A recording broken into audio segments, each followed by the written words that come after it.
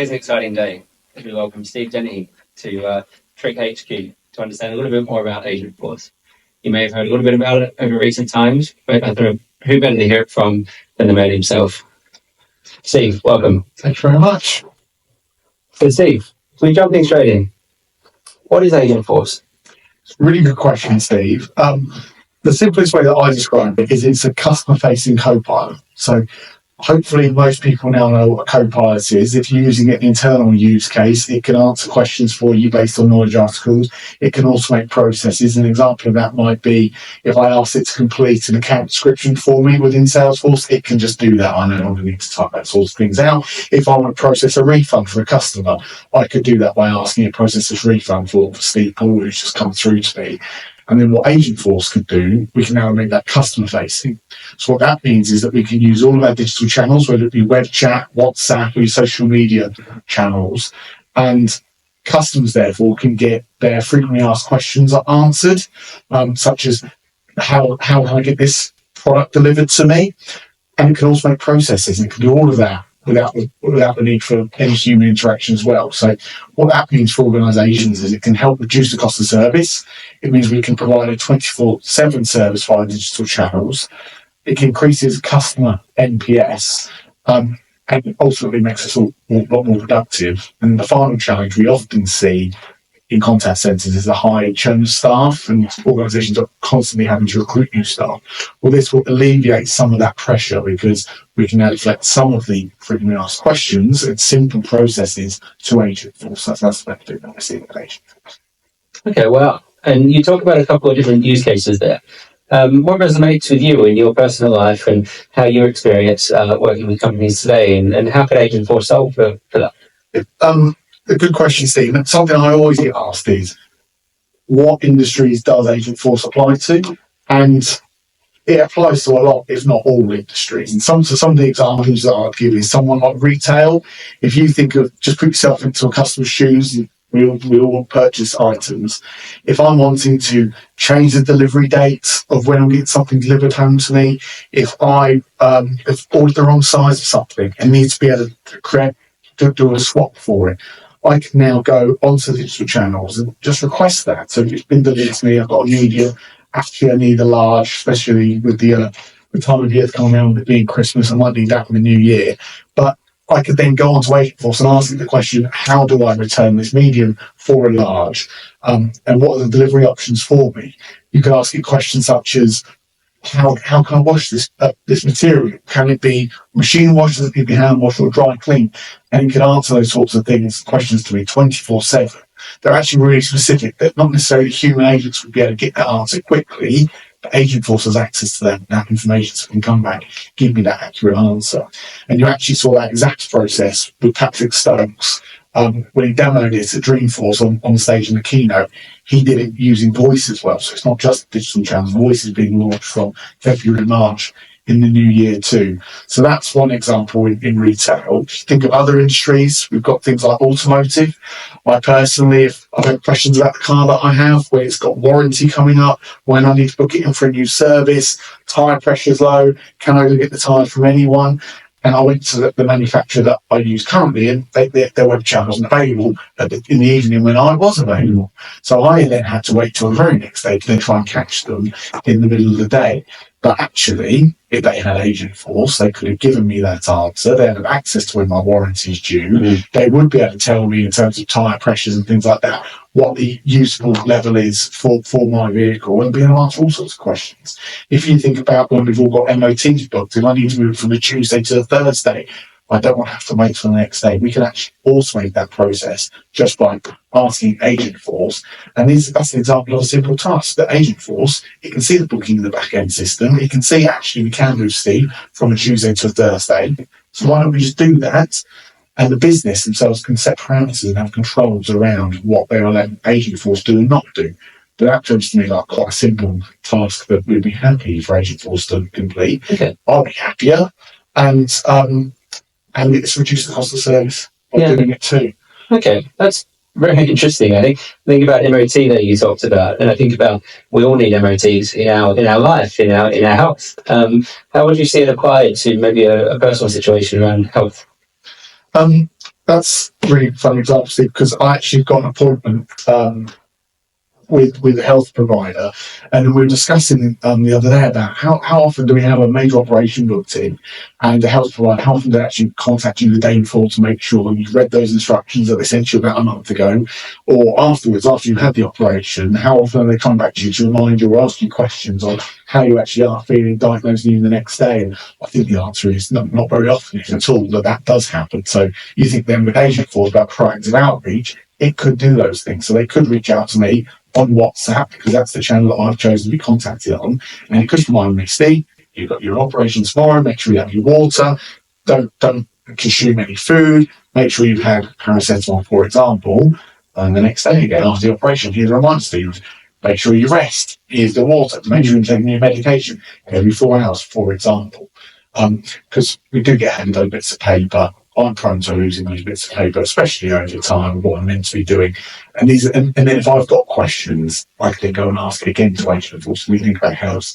If we all have children, some people have children, I myself do, and we always have them asking questions whether they start getting a rash on their arm or their temperature's spiked.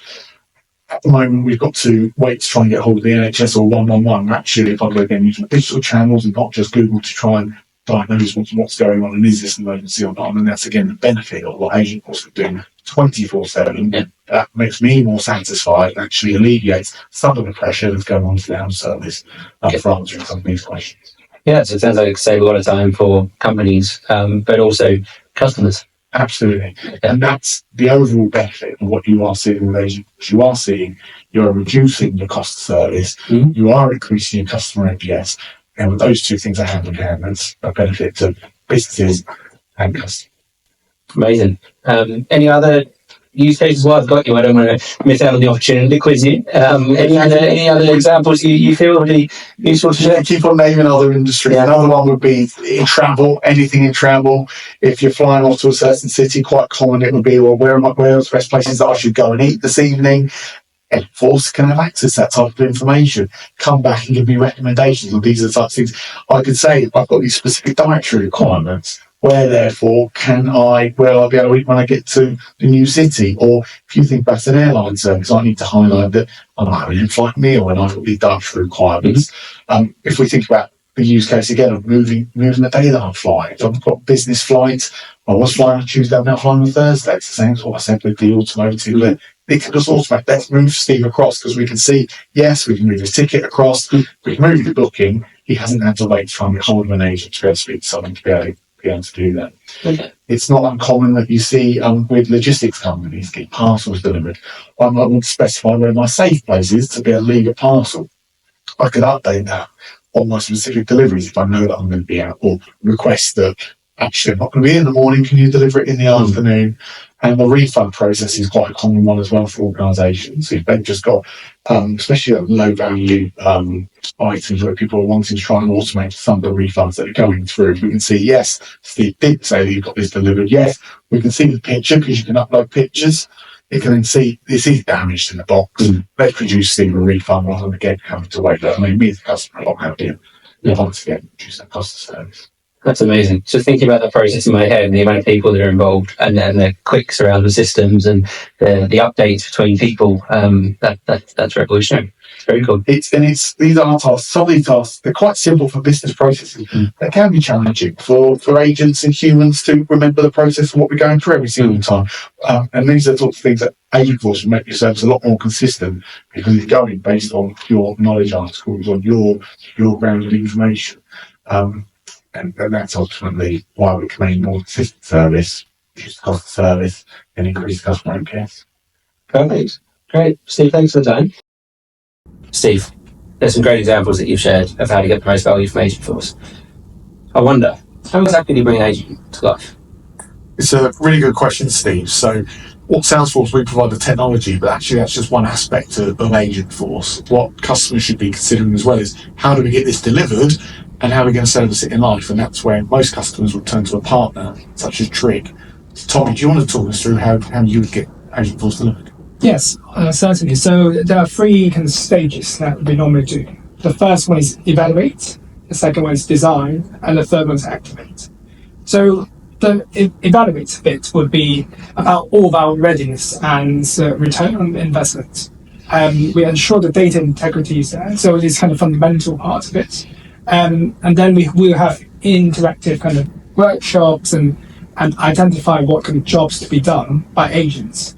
And we develop KPIs and as mentioned about the ROI bit for the business case. The second part would be the design piece, right?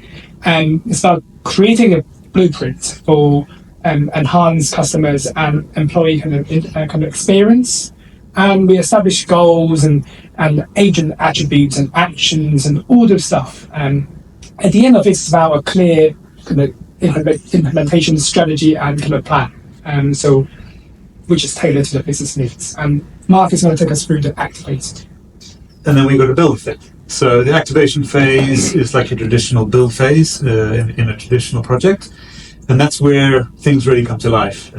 So typically the building blocks of an agent are topics, instructions, and then finally actions. So topics are basically, what is your agent designed to do, right? So what are those jobs to be done?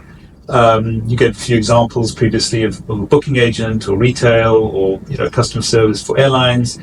So that's when you come out of the design phase, you have a clear roadmap of what the agent is going to do, and you start with your topics. So your topics are then broken down into instructions and actions. So the instructions are you as a developer using natural language to explain how your agent's going to work and how they're going to behave in a certain context or certain situation. And then your actions are finally, what is the agent doing? Is it retrieving data from Salesforce? Is it making updates to bookings, etc.? And all of that put together constitutes the activation phase. We'll then thoroughly test that with our customers, and once they're satisfied, we'll deploy that to production and start seeing them the benefit. Okay. Very, very interesting. And one thing I guess that's just in the back of my mind is cost. Sounds expensive. Steve, what can you do on that? Well, as I said to you earlier, Steve, actually, Agentforce is proving to reduce the cost of service. So this price for Agentforce is £1.60 in the UK per conversation. If you compare that to the average cost of service across multiple different channels within the UK, last year the average cost of service on web chat, for example, was about £6.36. I think email's about £3.89. Web chat's about £3.30. So Agentforce being £1.60 is actually a lot more cost effective to be servicing customers. Agentforce, as we've discussed, doesn't just answer frequently asked questions, it can trigger processes. So it can do that end-to-end customer journey without the need for humans to be involved. So Agentforce, therefore, is very cost effective. It will reduce your cost of service. It will increase customer NPS, and we can answer things 24/7. So £1.60 conversation, even if you round it up to £2, if your agent's doing 50 conversations a day, that's costing you less than £100 a day just to service your customers. That's pretty good value. And I should point out as well, Mark, that those numbers are given, those are industry averages, but customers will know what their cost of service is. Every industry is different. Enterprise insurance is very different, for example, to retail, but the ratio of cost of delivery across all those different channels will be the same. And Agentforce is the same. It's always going to be more cost effective to service customers than using human-based channels. Okay. Yeah, I know there's in my past life, actually, we had an example in a call center. I think we had over 120 call center operators, and we worked out to do just over £8 a conversation. So on the phone. So that's super interesting in terms of the rates and what we can get to. Thank you, Steve. Thank you, Mark. Thank you, Tommy, for your time today. Have a lovely evening. Thank you very much.